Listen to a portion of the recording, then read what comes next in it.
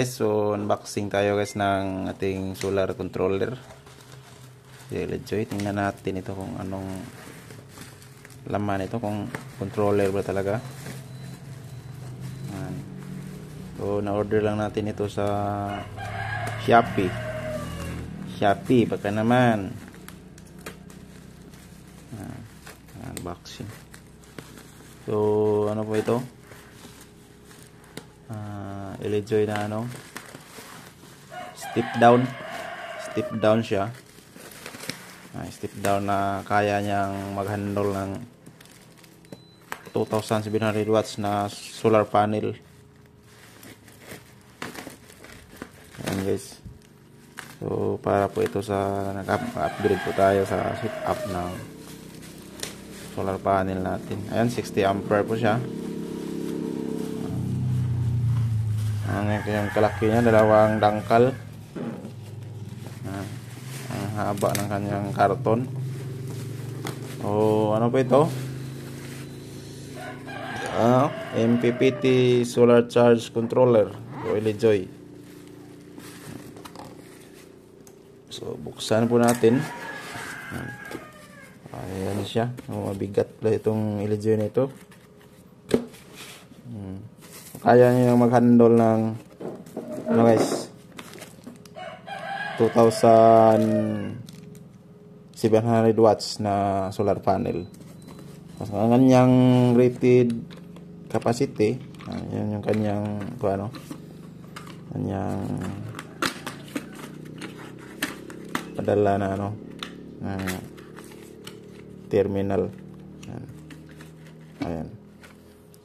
So, dalawang terminal. Ayan, kunin na natin. So, yan yung kanyang monitor. Ayan.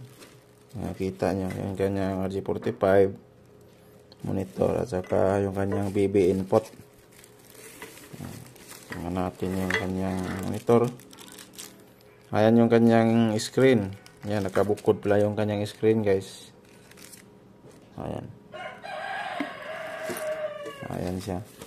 Kanyang USB cable. Ayan, ganoon lang kanipis yung kanyang USB cable. Ayan. Para sa monitor. Ayan. Kanyang output. Ayan, yung kanyang output. Maliit lang pala siya. Ayan.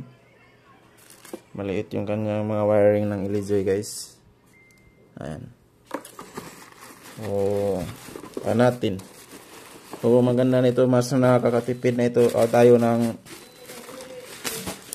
konti kaysa ibang controller dahil mas maganda ito guys sa 12 volt setup.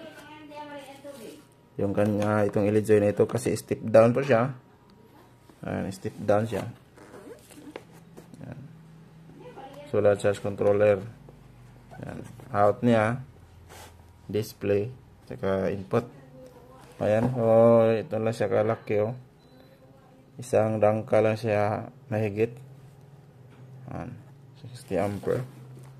Ayan yung kanyang fan sa loob. Ayan. Ayan siya. So ito. Ayan guys, pag mga setup, yung kanyang papakita ko sa inyo guys. Ayan. So, kanyang model is AMD 60 ampere. Tapos yung kanyang input is 20 hanggang 30 volt. So, pwede tayong mag-series ng solar panel nito. At saka output 10 to 60 volt. So, pwede itong guys, 12 volt, 24 volt, 48 volt. Pwede po itong setup nito dahil kaya niyang mag-handle ng 60 volt. So, ganun katindi itong controller na ito. So, ipapakita ko sa inyo guys ang buong setup nito. Gagana na ito siya. Yung Joy natin. So, nabili ko ito sa Shopee sa Power Central. Ayan. Ayan guys, yung ating Joy unboxing.